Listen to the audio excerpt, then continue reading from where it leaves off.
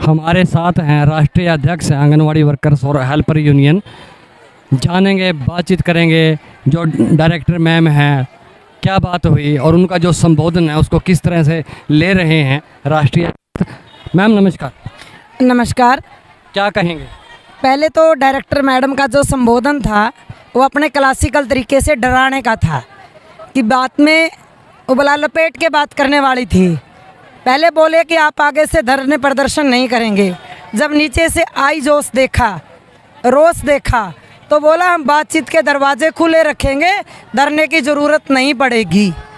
अगर आपने बातचीत के दरवाजे खुले रखे होते तो आज इतनी बड़ी गर्मी में, इतनी भयंकर गर्मी में हरियाणा के कोने कोने से 400 500 किलोमीटर की दूरी से कहाँ महेंद्रगढ़ मेवात और कहाँ सिरसा डबवाड़ी से हमारी आंगनवाड़ी वर्कर हेल्पर बहनें रात से चली हुई हैं, जो इतना लंबा सफ़र तय करके और हज़ारों रुपया खर्च करके नौकरी से रुखसत होने के बावजूद भी अपने प्रदर्शन के लिए यहाँ पे आई हैं।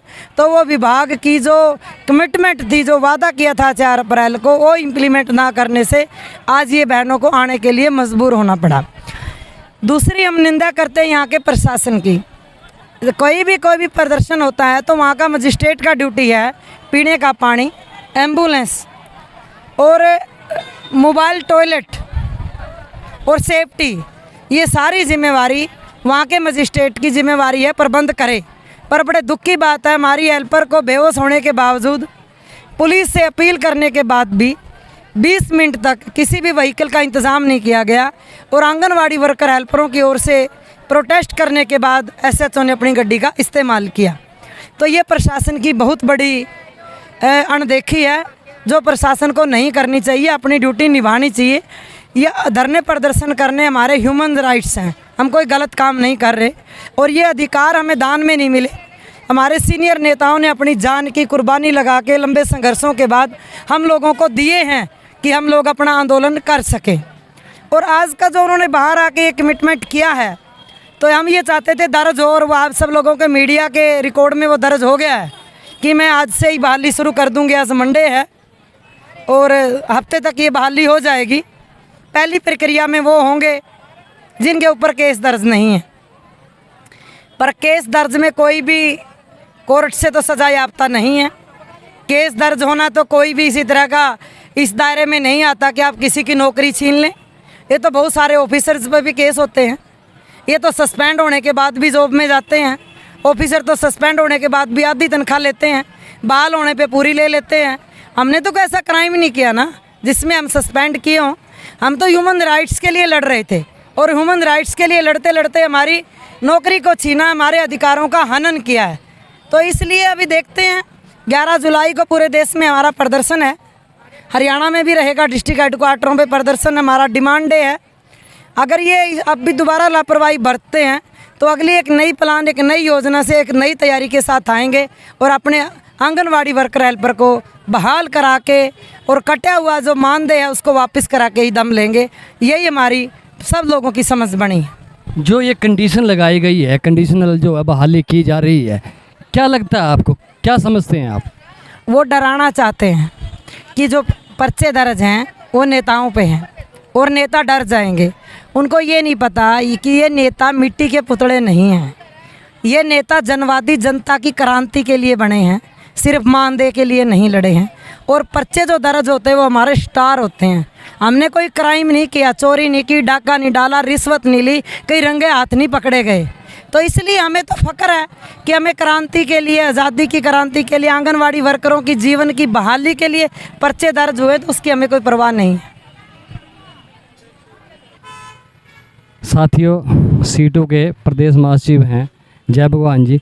सर नमस्कार। नमस्कार सर, डायरेक्टर मैम जो है महिलाओं के बीच में आई, आंगनवाड़ी वर्कर जो हेल्पर उनके बीच में आई और एक भाषण टाइप एक बात अपनी कह के गई, लेकिन जो हमें लगा वो कंडीशनल कुछ शब्द वो प्रयोग करके गई।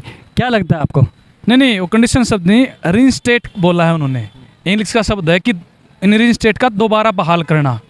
बर्खास्त वर्कर्स हेल्पर जो हुई हैं उनकी बहाली को लेकर उन्होंने बात की है कि उनको बहाल करने की प्रक्रिया शुरू हो गई है आज से ही, और 1 सप्ताह के अंदर तमाम वर्कर हेल्पर्स को बहाल कर दिया जाएगा। और जिन पर पुलिस केस है उनका स्टडी किया जा रहा है। अगले हफ्ते तक उनके बारे में वो फैसला लेते हुए, और जो पुलिस केस वापसी का है उसके बारे में फैसला किया जाएगा। ये बात उन्होंने जो है अपनी जो बीच में आके, हज़ारों वर्कर्स के बीच में आके उन्होंने अपनी, क्योंकि ये अंदर जो डेलीगेशन मिला उसके साथ भी काफ़ी लंबी बहस हुई, लेकिन हमारा यही था कि आप खुद वर्कर्स हेल्पर्स के बीच में आके आप बोलो जो आप कह रहे हो। क्योंकि 4 अप्रैल 2022 को जब हम यहाँ आए थे, डेलीगेशन जो तालमेल कमेटी का आया, तब भी आश्वस्त किया गया था और उसके हिसाब से अभी तक जो कदम उठाए जाने चाहिए थे वो नहीं उठाए गए। इसलिए मजबूरी बस जो आज हमें डायरेक्टर ऑफिस आना पड़ा। तो आज इसलिए उनके ये कहा कि आप खुद वर्कर्स हेल्पर्स के बीच में आके इस बारे में बात करो कि इस आपको क्या कहना है। तो ये वो कह के गई है। मतलब आपका कहना ये है कि जो आने वाले जो 15 दिन हैं, 2 सप्ताह हैं, उनमें भी टोटल जो सभी है वो बहाल हो जाएंगे। बिल्कुल बिल्कुल, उन्होंने यही कहा है कि हम जो है अगले पहले हफ्ते में जिन पर किसी प्रकार का कोई जो है पुलिस केस नहीं है, हम उनको इस हफ्ते के अंदर उनके प्रोसेस शुरू हो जाएगी बहाली की, वो ज्वाइन करें अपना ड्यूटी जाके, वो अपना काम संभाले। और जिन पर पुलिस केस है उनके बारे में उनकी डिटेल लेते हुए अगले हफ्ते तक उनके बारे में वो फैसला कर लेंगे। तो ये 2 हफ्ते का टाइम उन्होंने कहा कि 15 दिन के अंदर जो है, और ये केवल डेलीगेशन को नहीं बल्कि वर्कर्स के बीच में आके कहा है। मैं आपको ये कहना चाहता हूँ। पंचकुला कूच को कैसे देखते हैं आप? पंचकुला कूच जो है ये हमारी एकता का प्रदर्शन था, और ये जो है ये इस बात को दिखाता है कि भाई अभी भी वर्कर और हेल्पर जो हैं वो अपने अधिकारों के लिए एक हैं। और हमारा कोई मतलब तालमेल कमेटी, देखो आप 7 महीने हो गए, इतने बड़े पैमाने पर पैसा जो है कटा है, वर्कर का भी उनको तनख्वाहें नहीं मिली हैं, उसके बावजूद भी हज़ारों की संख्या में यहाँ पहुँची हैं। तो निश्चित तौर पर बड़ा मुद्दा जो है हमारे लिए बर्खास्तगी की बहाली का था।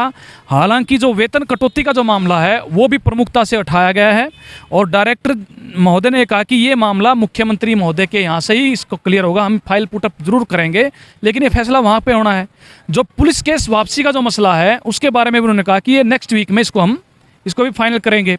बाकी जो मुद्दे हैं, चाहे उसमें फ़ोन देने का मामला जिसमें 9,000 रुपये का वाउचर देने की बात है, गैस का सिलेंडर देने की बात है, और इसमें चाहे किराया जो है जो तय हुआ उसके अनुरूप देने की बात है, वो सारी बातों उन्होंने वो कही है कि वो निश्चित तौर पर अगले आने वाले दिनों में उसको लागू किया जाएगा। साथियों, अभी आपने सुना उषा लोहान जी, जय भगवान जी, इन्होंने बताया कि जो डायरेक्टर मैम आंगनवाड़ी वर्कर्स और हेल्पर के बीच में आई है उनका क्या संबोधन रहा, उनको और उनके भाव क्या रहे, अभी आप लोगों के सामने जानकारी दी। साथियों, KBN 365 को लाइक करें, सब्सक्राइब करें, शेयर करें। साथी चमन लाल के साथ मैं धर्म सिंह।